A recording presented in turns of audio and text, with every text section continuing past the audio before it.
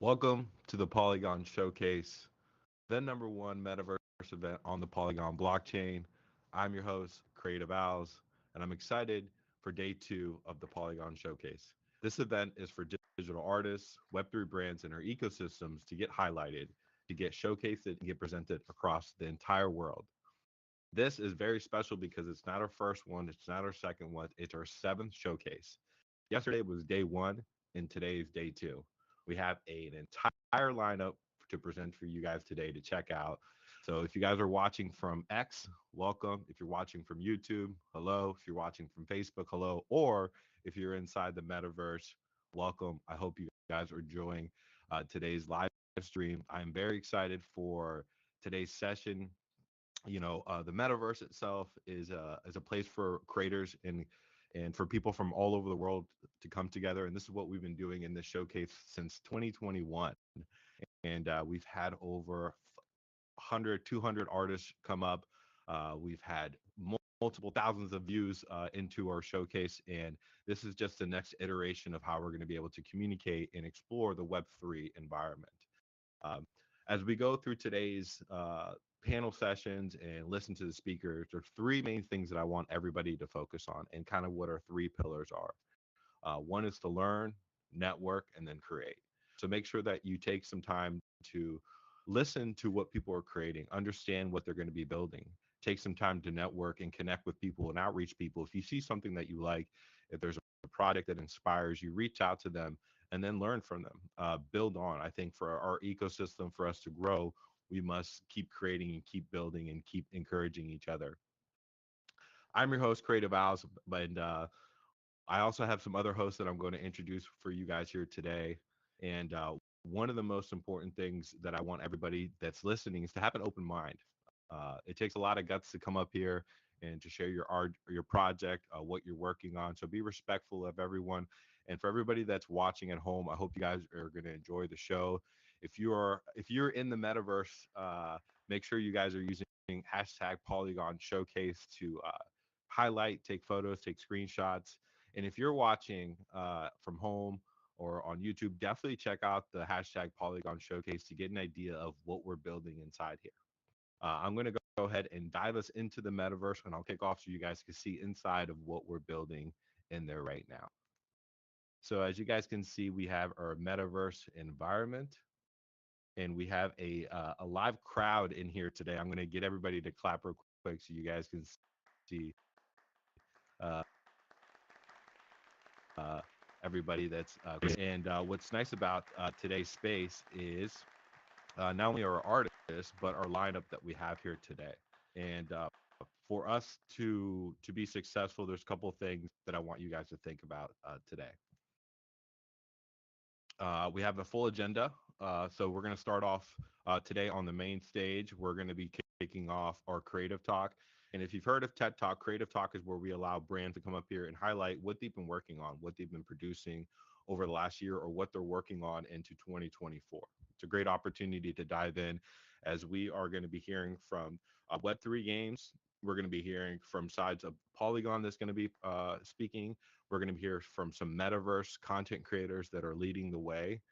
We're going to be hearing from some women in tech gurus that are also leading the way, from some Web3 games. So it's a very exciting panel session. And then we have our artist interviews, where we're going to be interviewing artists and listening to what their thought process is and what they're working on into 2024. And then at the very end, you guys have me today. I'll be talking about how to grow your brand. I'll be doing my quick presentation, my demo, to give you guys a quick look of what I've been doing to grow my brand, and I wanted to share some insights for you guys here today. Now, as I mentioned, if you are inside the metaverse environment, we have a PO app for you to collect. It's a free PO app on the Polygon blockchain, so make sure that you guys do check that out. And let me just zoom in one more time on this. We do have some merch, so if you haven't already, check that out. And some things to do. So if you're inside the metaverse environment, go ahead and give this room a like. Take as many photos as you can, please, and share it with your socials. Use hashtags Polygon Showcase. We have some quests for you to complete. I have a lost key, and I need you guys to find it. Come in here, collect some badges, collect some tokens, unlock some digital assets. And I want a big shout out to Smurfs and also Elizabeth for helping me with creating some digital assets like my avatar that you guys see here today, and also some of the hoverboards and the assets that you guys can collect. If you haven't done so already, go ahead and invite some friends, bring them over here, see what we're building here today. So today is day two. So let me actually go over to our host. So I will be your first host here today. So I want to say hello. If there are any times that you have any questions, feel free to reach out to me. I also want to bring up on the stage my second host, which is Vanessa Camara. Vanessa, if you want to come up here and say hello.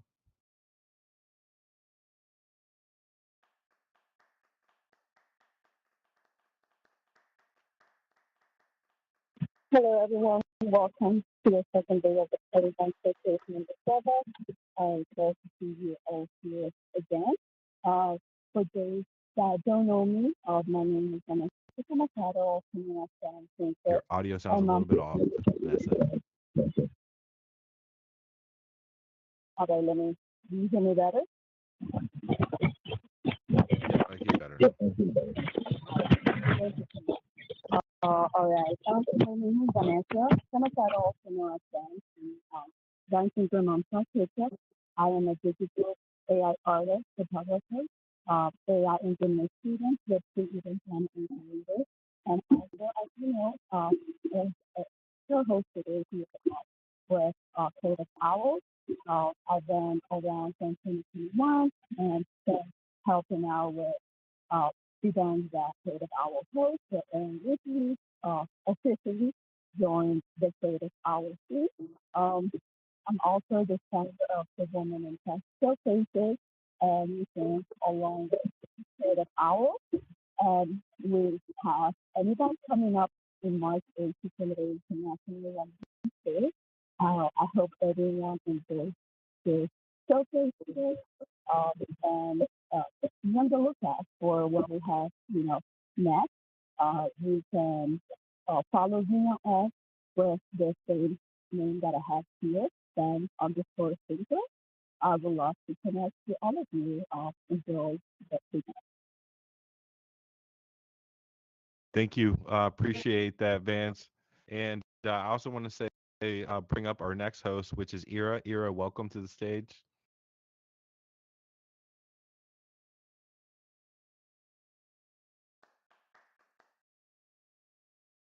Hello, friends. I'm Ira. My brand name is Ira X Lab. I have over 2 decades of experience in the fashion, modeling, and art industries. In recent years, I turned my focus into building in the metaverse. We specialize in creating immersive 3D environments and special animations. And our goal is to inspire and entertain our audience. I personally try to help my metaverse users and friends to find balance, joy, and fulfillment in this digital world. Thank you so much for your support. Thank you, Owls, for this amazing event. Thank you. And I also want to bring up Dave Swinsbank as well too as one of our hosts. So Dave, if you want to come up here and say hello as well.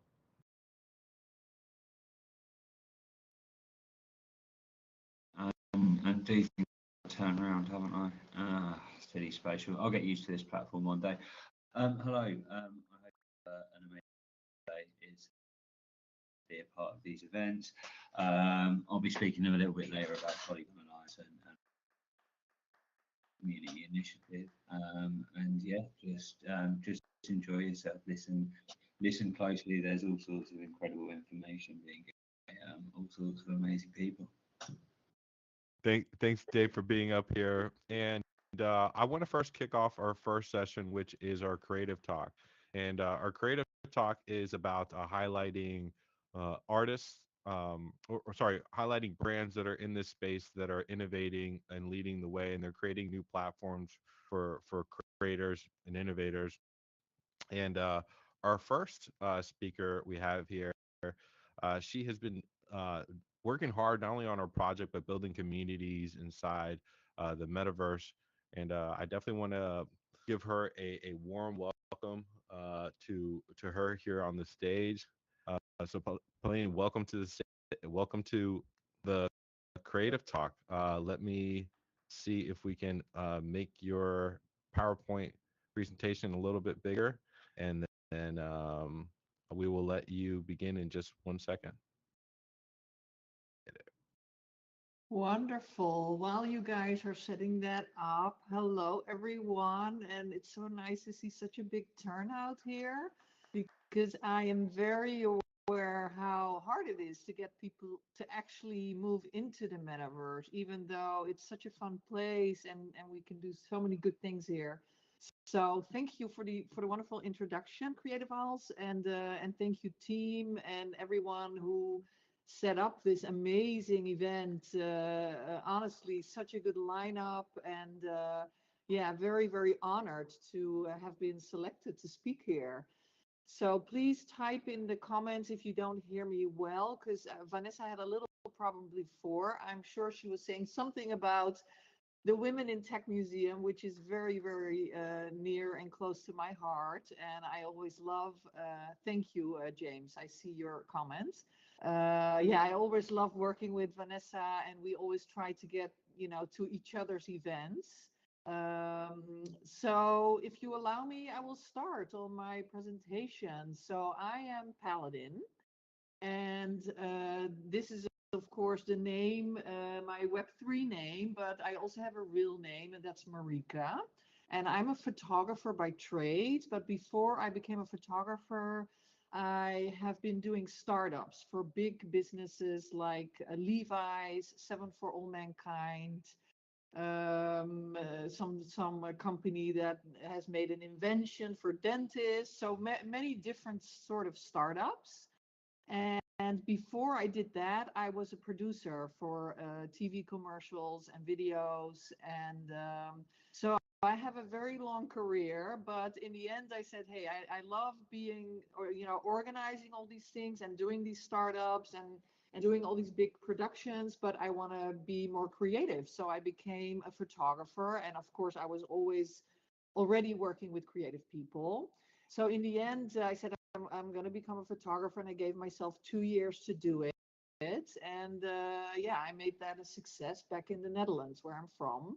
And then, of course, COVID hit, and yeah, we were all sitting at home, and I found Clubhouse, and I found Web3 and blockchain, and that's when I got interested in combining actually my creative side with my business side, with my tech side. So I was really very interested in the whole blockchain technology. And then that was March of 2021, and then in October of 2021, the chief scientist of the European Space Agency came to me. And Ira, if you could switch switch to the next slide. So the the guy from the European Space Agency said to me, "Hey, I want to bring art to the moon, but we don't have any funds. I don't know how to do it." And I just got into Web3. I'm like, everyone is talking about, let's fucking go, let's go to the moon. So I said, well, I know a place where we can at least try. So we started up this whole project called the Moon Mars Museum. And the idea was to bring art to the moon on different moonlanders with his connections. And then we started this project, but in February of 2022, of course, the bear market happened. So then I sort of took like an executive decision saying, hey, this is not the right time to try to push this because we really have to find a lot of money. But I wanted to stay in Web3. So I put this project to sleep for a while, and at the end of the presentation I will talk how it came to life again. So but I wanted to stay in Web3. So Ira, if we can go to the next slide.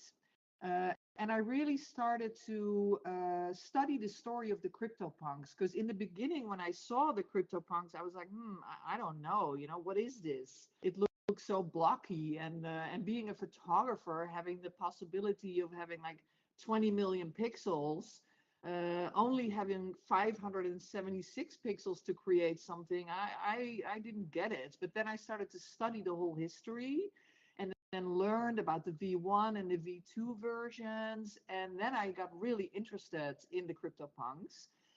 I also noticed that with 10,000 punks, there were 2,320 less female punks. So I thought about it. I'm like, you know what? There's a lot of women in Web3 that I see are showing up every day. And I want to like bring them together, and I want to give them sort of an iconic look so they get recognized together in spaces, because we were, of course, always in Twitter spaces together. And so I said, okay, let me make these 2,320 female punks to sort of give a little like kickstart in Web3, saying, hey, you know, the women are important, balance is important, equality is important. So if I make these punks 50-50, then, you know, then that's a good start for Web3. So I reached out to 100 women in Web3, if we can go to the next slide. And I reached out to these women, and I said, hey, can I make a punk of you? So, for example, if you look at Vanessa's Paladin punk, that is really modeled after her. Her picture, what she does in Web3, she's wearing these glasses with these little cameras on. So there's 100 women that are actually very recognizable now with their PFP. So we haven't really done side by side, but if some of you know some of these people, like High CC, for example, who's going to be a speaker later on. So based on these 100 women, we created the traits, and based on these traits, we created the generative project, making 2,320 punks in total. So if you go to the next slide, you will see like the collection that is a generative collection, which also has zombies and all these different traits combined. So that was my start of creating these Paladin punks. And if you go to the next slide, you will see some male versions, because we want to be starting with ladies first, but our project is going to be 50-50 in the end. So, and I see Johanna just came in, who's also one of the Paladins. Yeah, so basically, we will have a V2 generative project, but that's going to take a while. I first want to get these women on the blockchain. And then Beeple had his big CryptoPunk event in September, and he actually grabbed one of the Paladin punks of the original 100 Genesis collection and used it. If you go to the next slide, he used it in his tweets. He was saying, hey, you know, if you are a project that is inspired by the CryptoPunks, which of course we were, but many other projects are, then send in your artwork, and some people will be invited to the event. So, you know, we sent in our Paladin punks, and every Paladin punk that had one, if you go to the next slide, sent in their Paladin punk. And 12 of us actually got selected. So I think we were like the biggest project, like they were all over the place. So we went. You see me here with Beeple. I created one for him, and he really thought it was funny. And I actually met the two original creators of the CryptoPunks, Matt and John. And I told them the story of the Paladin punks, and I gave them a little box with some goodies inside, and they thought it was really cool. So yeah, so that was really a nice sort of crown on the work that was done for Paladin punks. But Paladin punks is way more than just you know, just this PFP project. Of course, it's very, very important that it's connected to real people. For me, after seeing a lot of things in Web3, it was very important to meet real people, to model after real people, and to create a community with real people. So we created in On Cyber the Paladin Punks Museum. And the reason I wanted to create that is, like Creative Owls is creating in here, is a place where we can all meet. So we worked together with OX Wolfgang, who is a wonderful meta architect, and he created this base design for the Paladin Punks Museum. And since then, so we started meeting each other in there. We would be there for meetings. every day. So if you can go to the next slide, you can see what the Paladin Punks Museum looks like. It's very much inspired on pixel art. So there's this huge punk inside, but like everything is very like square because a pixel is very square. And we have like a little shop in there where you can look at the Paladin Punks that where in the future we want to have our merch in there. There's a club, and it's really a nice place for us to all meet and do our events in there. And whenever we do an event, we totally remodel the whole thing. For example, we had International Moon Day in there.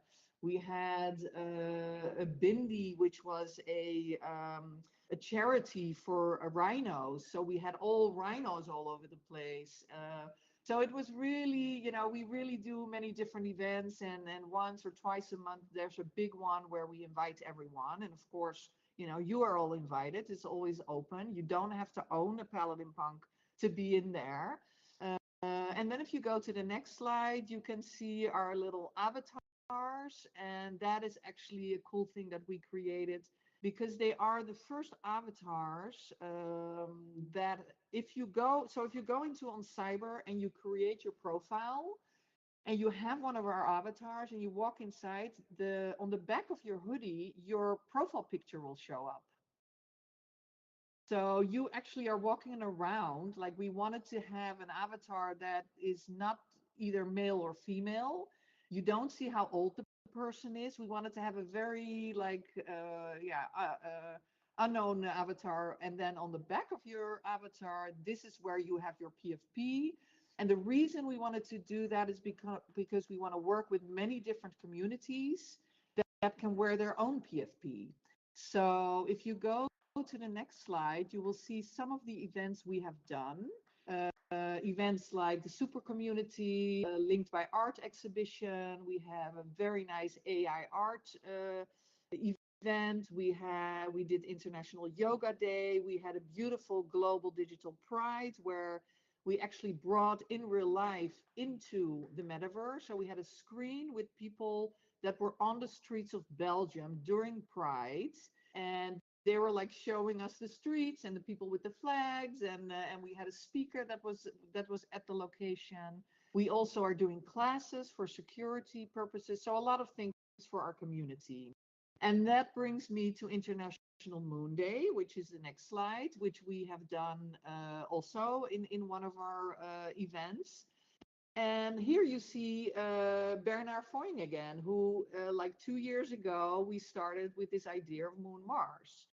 So through doing all these events, I actually met Johanna, who is here today. She is the founder of the Vavortex AI art community. And she came to me a couple of months ago saying, hey, you know, I have this possibility of going to the moon. And she had heard about Moon Mars. And she said to me, do you want to do this together? Let's do this as a joint venture. I said, yes, for sure. I want to do this. So, so long story short, we are bringing art to the moon together now. And she made this open call for artists. And I really would love her to be up on stage with me here, but I know, you know, we have very limited time.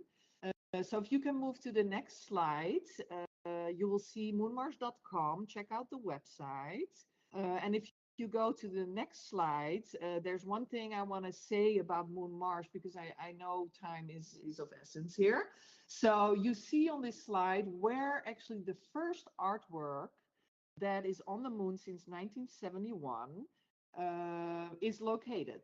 And then on the right of this image, you see where we are going to go with our artwork. So our artwork is already selected. It's already with the Moonlander company, and it's going to go in Q3 of 2023. And we will have 47 NFTs going to the surface of the moon. So those are going to be very, very sought after, I think, because there's not many things to the moon because it's very hard to get things to the moon. And what's really cool about our project, because a lot of people are trying to get things to the moon, if you go to the next slide, you will see a 98-year-old man. He is alive today. He is still making art every day, and he is the only man with a proven artwork on the moon. And he has two of the NFTs in our project are made by this man. So his name is Paul van Hooijdonk. He's Belgium. So I did meet him because I'm in Amsterdam. And since it's a Polygon showcase, if you can go to the next slide, what we did is because we are going to the moon in 2024, we created 2024 raffle tickets. And for 3matic, you can get one of these raffle tickets and you can actually win one of the 47 NFTs that will be sitting on the surface of the moon in 2024. So yeah, and then if you can go to the next slide, you will see, I'll circle it back to the Paladin Punks. I created as an artist an artwork that is built up out of the 2,320 Paladin Punks. So every single Paladin Punk in the full 24 by 24 pixels is going to also be on the surface of the moon. So even if you won't maybe get your hands on this one big artwork, you can still get your hands on the Paladin Punk and you will own an artwork sitting on the moon. So there's many things we do. And Johanna has the same with her community, with her artist. She created one artwork with her whole community. So that is going to be sitting on the surface of the moon. So I know time is short and I know the next person, next speaker should be there. So I hope I kept within the time limit. You can go to the next slide, which is the thank you slide, which was actually some gifts, but we made it a PDF. So maybe go back to the previous slide to end up there. So yeah, I want to thank you so much for your time and your attention, and I hope you will follow Moon Mars, you will follow Paladin Punks, and you will follow Vortex, and yeah, get into the community and start creating with us every day and doing events with us like 2-3 times a month. So yeah, thank you so much, and I will hand it back over to Creative Owls. Fantastic job, and so happy to have you here, and amazing job building a community.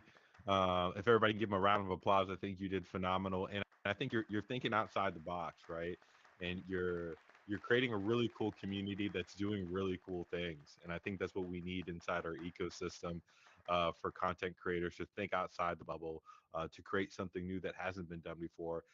Grabbing artwork, bringing community together, taking it to the space, collaborating, and seeing the need. Right, there was a need for women NFTs in this place, and the way that you're making custom, it makes people feel like they're a part of something. And I know a lot of content creators or a lot of people are always looking for a purpose. So I think you've identified that, you've really articulated that, and bringing it into the Web3 space, and I think that's fantastic. So thank you so much for coming up here. Everybody, definitely check them out, and it's been an honor having you here at the Polygon Showcase. Thank you so much. And I don't know how to bow, but I will just step off the stage. I will learn it in here. Thank you. Yeah, no worries. Yeah, thank you so much, Paladin Punks. And I also look forward for us maybe collaborating in the future. I know that's something you and I have talked about. You're also a Yes. metaverse content creator, and you know the struggles of getting people together. So when we put all our power together, I think we can create something even more amazing in this space. 100%. Thank you so much. Uh, yeah, I would now want to turn it over to uh, the number one game on the Polygon blockchain right now. These guys have been absolutely taking 2024 by storm. They've been really, really taking it to the next level. And I connected with James, who is head of growth right now for Gas Hero, which we'll talk about here in a second. And Gas Hero, if you guys don't know, is the game to play right now in the Web3 space. And of course, it's on Polygon. No secret there. And I want to welcome James to the stage, and I'd love for him to get his input of what he did with this game, where it's going, talk about some high numbers and some amazing things that you're going to be bringing into the ecosystem for 2024. So, James, I want to give you the floor. Welcome to the Polygon Showcase. Thank you, Als. Thank you, everyone here. Thank you, everybody watching. I want to start by thanking Als for putting this together. This is no small feat to build something like this and to get everybody to watch and stream it to so many platforms. I want to thank the Polygon team for supporting this. Mostly, though, I think I really want to thank all of the Polygon founders and artists in the community coming into this space, bouncing around and getting to meet everybody, joining on X Spaces and so many different platforms here in VR, um, out there in the community. It's felt so welcoming for somebody that has been adjacent to Polygon but never really been a part of the Polygon community. And that's an amazing feeling coming in to be so welcomed from so many different directions and seeing this Polygon showcase. It really does feel like the future is kind of here. And I think that's a lot of what we're trying to build in Web3. My name's James. I'm the head of growth for Find Satoshi Lab. We've been around a couple years now. We launched just recently, about 3 weeks ago now, Gas Hero. Gas Hero has had a little bit over 125 million US dollars in trading volume since we started putting those NFTs out there. If you try to put that into perspective, over the last 3 weeks, we've had individual trading days where the Gas Hero collections by themselves had more trading volume than every other NFT project on all of the Ethereum and Polygon blockchains combined. So not just flipping a blue chip, it's almost kind of like flipping all the blue chips combined. And so you may be asking yourselves how. How does a development studio, how does somebody that maybe you'd never heard of Gas Hero before, how do you pull that off? And that's what I'm hoping to share with you here today.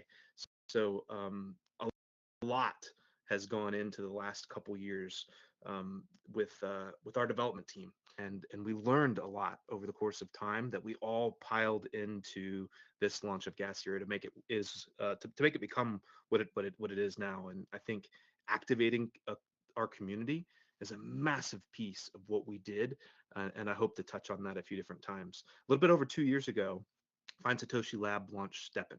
STEPN to date has a little bit over 5.4 million registered users. We started on Solana, over time expanded out to BNB and Ethereum blockchains, multiple blockchains. And Jan and Jerry, our co-founders, built something with STEPN that I think was very different, very revolutionary on a couple different angles. The first one was they wanted an app that would allow you to go outside starting at just 10 minutes a day to walk, jog, or run and be able to earn cryptocurrency and NFTs. And on its face, that probably isn't enough to make an app successful. We certainly had many clones that tried to copy exactly what we were doing, and most of them didn't last more than a couple weeks. And STEPN is still thriving today. Tons of users using it every day, and we're actually having a massive explosion and new users coming in, grabbing our activation codes and playing it. I think a lot due to Gas Hero's success. What Jan and Jerry did so unique and different with STEPN was tied into everything that's built into the app. So you can go to your favorite app store, iOS or Android. You can see millions of downloads for STEPN. And what makes STEPN unique is that when you download and install this for the first time, it actually creates a wallet for you. And what we found with STEPN is that the vast majority of the users still to this day that play the game are Web3 naive. They've never had a wallet. They don't understand what fiat currency is. They've never had to exchange with anything. And so we simplified that onboarding mechanism for them by letting them go to their app store, download the game, and we make them a wallet that's right in the game. Also built into the game is a DEX. It's a marketplace. There's a fiat on-ramp. So with the bank account or credit card tied to their Apple Pay account, they can buy their first NFT. They can buy a sneaker in the game. They can go outside starting at just 10 minutes a day, walking and actually start earning cryptocurrency. With the built-in DEX, exchange from one cryptocurrency to another. With the marketplace, list NFTs for sale and buy other NFTs and trade. We built not only the game, but a lifestyle app as well, where as you grew in the game, as you got more sneakers, you got more energy and you started exercising longer and longer. And so you felt better. And it gave you that incentive to want to go out and exercise every day and create a healthy habit. We even built a music player into the app as well. And I at times almost like to describe it as like this Apple style walled garden of apps where Apple users, if you use an iPhone, going back to the early days, the perception was always just that it works, right? And that within that ecosystem of apps, you know that things are just going to work. And for a lot of Web2 users, I think if you want to try to easily onboard them, we have to simplify some of these processes and almost let the blockchain technology slip a little bit into the background. And so we tried to do that a lot with Steppen. Over the course of time, we took that DEX that we built into the app and then created our own website DEX. We took that marketplace that was built into the app, created a website version of it, and then expanded it out to the full marketplace that we have today. And we learned a ton with Steppen that we directly applied right into Gas Hero, and made some changes along the way. Where Steppen is an app that you download in one of these app stores, Gas Hero, we went a different direction with a WebGL progressive web app. So from any phone, tablet, desktop, laptop, even a TV that's got a browser and an internet connection, you can go to gashero.com, click on the play button, and the game launches right there in your browser. Gives you the opportunity, if you'd like, to take that icon for that game and save it on the desktop of, let's say, your phone. And then when you launch it, it launches in its own little progressive web app. The URL search bar disappears. It functions exactly like an app. There's actually nothing to download and install. When you go in and play for the first time, no different than with Steppen, it actually creates a wallet on Polygon for you. And in a way that you don't even have to think about the underlying blockchain technology. It gives you 4 free heroes and 4 free pets and 4 free weapons. So you can go in and actually play the first 7 levels for free and kind of learn how the game plays, learn a little bit about the lore of the game, how to take these heroes and build them into a lineup, how there's different types of heroes. There's tanks that you can put up on the front row and damage type heroes that you put further back, support heroes that have an ability to heal.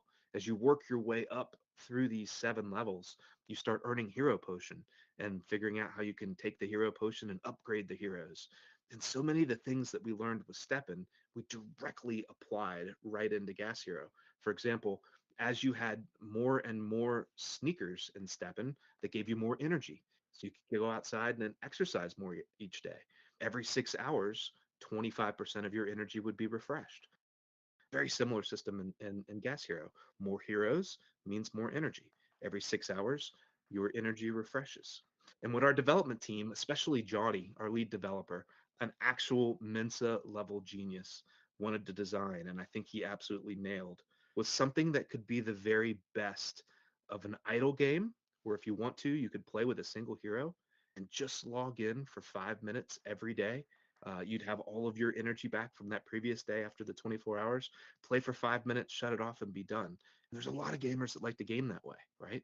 But for those of you that are like me, that have been gamers our entire lifespans, and we play lots of different types of games, mobile games and first-person shooters and stuff, those games that have you lay your head down on the pillow at night and you start going through over and over and over in your head the different strategies and the different things you can do and how I can do this and how I can beat that level and how I can progress in the game, and I want to upgrade this and I want to change that, and oh, it's got this PvP and I've got to be able to beat that team and this is what I'm going to do, and I've got this lined up for tomorrow and that the next day. That's what this game does, and that's a hard thing to achieve, be able to do both, right? To have it be an idle type game that you can play a minimum amount of time and still feel rewarded, but they can have all those levels of depth added to it as well. He wanted Gas Hero to be a social game and a strategy game. So built into Gas Hero are these different social levels. You start out at a clan level. There are 9 people that can be in a clan, and then you move your way up to a guild, and then a district, and then a city, and then the world.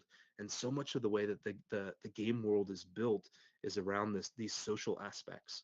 He designed something where the trades that we have in the marketplace that's built into the game, no different than we did with Steppen.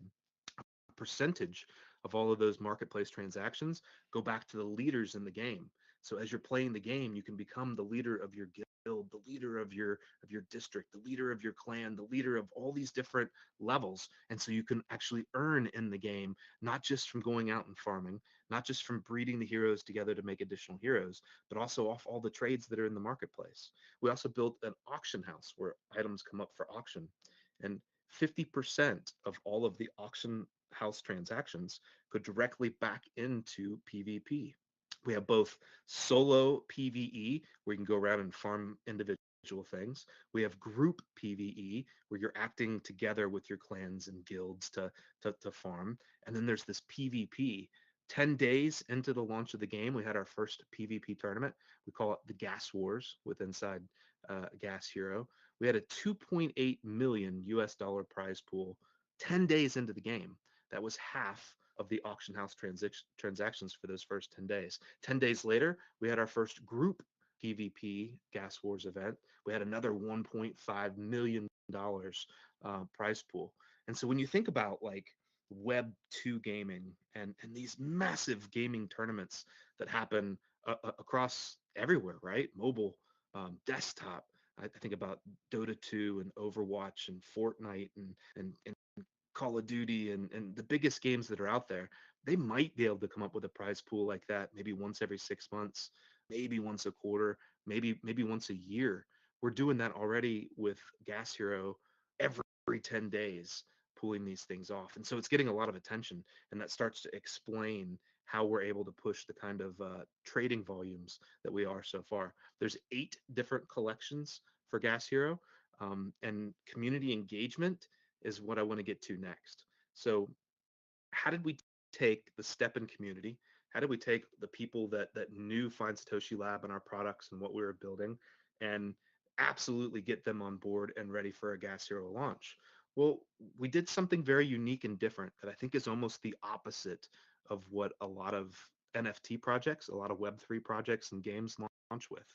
Instead of creating a 20,000 NFT collection and going to a launch pad and selling each NFT for $500 each, we instead decided to give everything away for free to our community. We took our existing core community, the active players that were using Steppen each and every day, and we gave them, based on their activity in the game, Gas Hero badges. This is on Solana at the time, right? Not even on the same blockchain that Gas Hero launches on. Those Gas Hero badges end up giving each one of those holders, only 1,000 of them total, a free coupon every week for a couple different months. And then we have these coupons that are for heroes in the game and pets in the game and weapons in the game, for experience that's in the game. We start creating all these social media engagement farm activities across all of our socials, inside the game, inside our Discord servers, even finding Satoshi based on Find Satoshi Labs on our Zeely quest board, right? Finding Satoshi Zeely quest board. So all these coupons start going out to these members of our community. Then we reach out to the greater Polygon team and the Polygon community, and we try to seed these as many places as we can, all free to our community members to be able to play. We create a community test where literally thousands of people prior to launch can come in and test the game, can give us feedback, can see how it works. And then when we launched in the beginning of January, thousands of people piled in immediately, bringing in all these free coupons. Again, no NFTs being sold, and start playing the game. And the way the game is designed is that then you're taking these heroes and you're breeding them together to make more heroes so that the game can scale up larger and larger. You're actually earning things in the game, the hero potion, where you can upgrade the heroes and you can breed the heroes together, where you can create new pets and create new weapons and do all the different things to design your lineups. There's different rarity of heroes where you're starting with commons and moving your lineup to uncommon and to rare.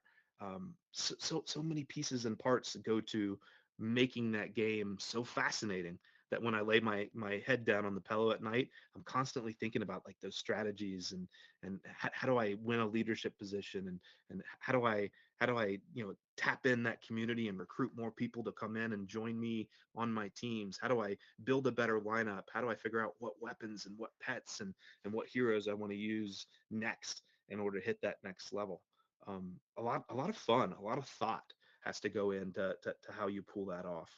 Um, the uh, overall um, tokenomics think are tough for games like this to balance, right? One of the most important things I think we learned back in the Steppen days is that if you can mass onboard millions of gamers from Web 2 and get them to come into Web 3 and play, with Steppen, something that made it unique and different was that we had moms and grandmas and aunts and uncles and nieces and nephews, and everybody would download this game and go out and start walking 10 minutes a day, move their way up to jogging, move their way up to running and playing. And when you've got massive explosive player growth, the tokenomics for just about any game work out pretty easy, right? When players are coming in by the millions. But if that player growth ever slows, if it ever starts to plateau off or decline, then you could end up with a massive oversupply of NFTs. And with a lot of these NFT projects, a lot of these games, what we see is this almost hype cycle and this attention economy. If you end up with an oversupply of NFTs, then the token price, the NFT price could go to zero. And so one of the things that we've done with Steppen, and one of the things that we really wanted to put into Gas Hero to make it uniquely different is ways to solve that, ways to balance it. One of the things that Johnny came up with, again, our lead developer for Gas Hero, is what happens if these heroes themselves have a lifespan. So if you actually take the heroes and add them to the lineup and you start to learn the lore of how Gas Hero works. There's been this mass extinction event on planet Earth. AI has taken over and wiped out humanity. Everything's been pushed below ground. You've got these gas heroes that are fighting their way back up to get up to the surface. You use a base construction vehicle to try to repopulate a handful of cities that are able to be rebuilt. And when you take a hero and you add it to your lineup, it's actually out there being exposed to this radiation. And so we took the different rarities of heroes themselves, and once equipped, to the lineup and actually out there fighting, a common hero only lives for 20 days, an uncommon hero for 30 days, a rare hero for 40 days.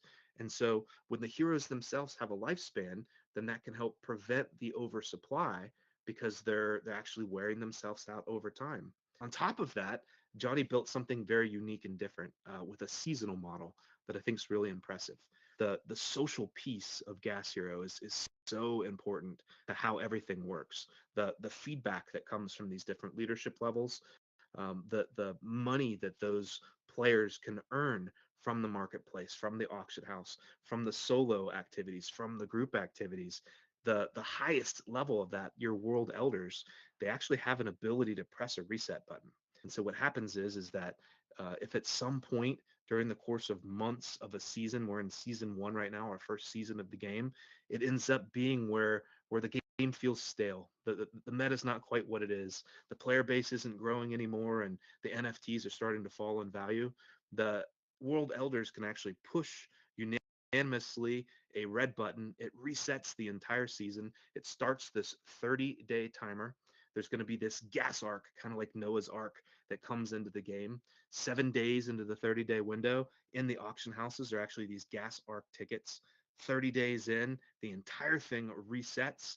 Everything is wiped out, and the game relaunches again brand new. We can tweak on the meta. We can change some things. The world elders are able to earn from all those gas arc tickets that come. And so there's this balance in their mind.